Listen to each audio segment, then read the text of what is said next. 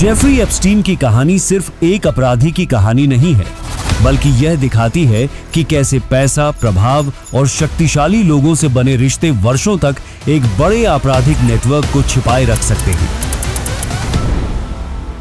1953 में न्यूयॉर्क में जन्मा जेफरी एप्स्टीन बचपन से गणित में असाधारण रूप से तेज था। आर्थिक कठिनाइयों के बावजूद उसने प्रतिष्ठित संस्थानों तक पहुंच बनाई, लेकिन कॉलेज पूरा नहीं कर पाया। इसके बाद उसे न्यूयॉर्क के एक प्रतिष्ठित निजी स्कूल में गणित पढ़ाने का अवसर मिला, जहां अमेरिका के सबसे अमीर और प्रभावशाली परिवारों के बच्चे पढ़ते थे।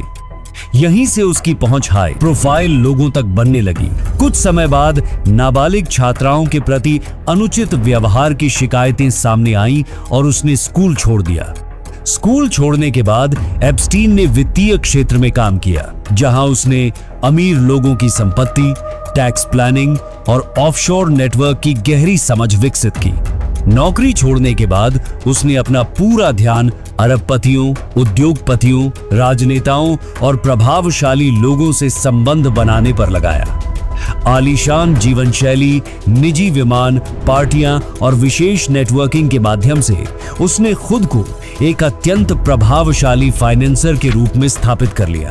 इसी दौरान अभियोजन पक्ष और कई पीड़ितों के अनुसार एप्स्टीन ने एक ऐसा नेटवर्क तैयार किया जिसमें आर्थिक या भावनात्मक रूप से कमजोर युवतियों और नाबालिग लड़कियों को नौकरी, मॉडलिंग, मसाज या बेहतर भविष्य का लालच देकर अपने संपर्क में लाया जाता था। बाद में गिस्लेन मैक्सवेल इस पूरे नेटवर्क की प्रमुख सहयोगी बनी। आरोपों के अनुसार दोनों पहले लड़कियों का विश्वास जीतते, उन्हें उपहार, पैसे और अवसरों का भरोसा दिलाते, फिर धीरे धीरे उनका शोषण करते और कुछ मामलों में उन्हें प्रभावशाली लोगों तक पहुंचाते थे। पूरे ऑपरेशन को गोपनीय रखने के लिए कड़े नियम, निगरानी और गोपनीयता समझौते लागू किए गए थे।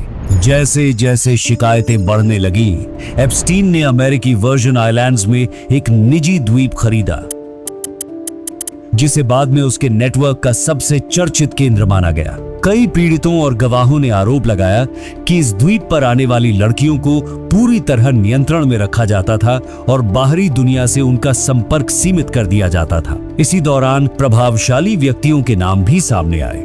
हालांकि यह स्पष्ट करना आवश्यक है कि किसी व्यक्ति का नाम एप्स्टीन के संपर्कों, उड़ानों या दस्तावेजों में होना अपने आप में किसी अपराध का प्रमाण नहीं माना जा सकता। अलग अलग मामलों में कानूनी स्थिति और सबूत अलग रही है। 2005 में एक किशोरी की शिकायत के बाद पुलिस ने गंभीर जांच शुरू की। सबूत मिलने पर 2008 में एप्स्टीन को दोषी ठहराया गया, लेकिन उसे अपेक्षाकृत कम सजा मिली, जिसकी व्यापक आलोचना हुई। जेल से रिहा होने के बाद भी कई पीड़ित सामने आते रहे। पत्रकारों और पीड़ितों की लगातार कोशिशों के बाद मामले की दोबारा जांच शुरू हुई और जुलाई 2019 में एप्स्टीन को फिर गिरफ्तार किया गया। लेकिन मुकदमा पूरा होने से पहले अगस्त 2019 में वह अपनी जेल की कोठरी में मृत पाया गया। उसकी मौत को लेकर आज भी बहस और कई तरह की अटकलें जारी हैं। आज भी एप्स्टीन केस दुनिया के सबसे चर्चित आपराधिक मामलों में गिना जाता है। इसने यह सवाल खड़ा किया कि जब अपराध के पीछे अत्यधिक पैसा, सत्ता और प्रभाव मौजूद हो, तो क्या न्याय व्यवस्था उतनी ही प्रभावी रह पाती है? यही कारण है कि यह मामला केवल एक व्यक्ति की कहानी नहीं, बल्कि जवाबदेही, संस्थागत विफलताओं और न्याय व्यवस्था की परीक्षा का प्रतीक बन चुका है।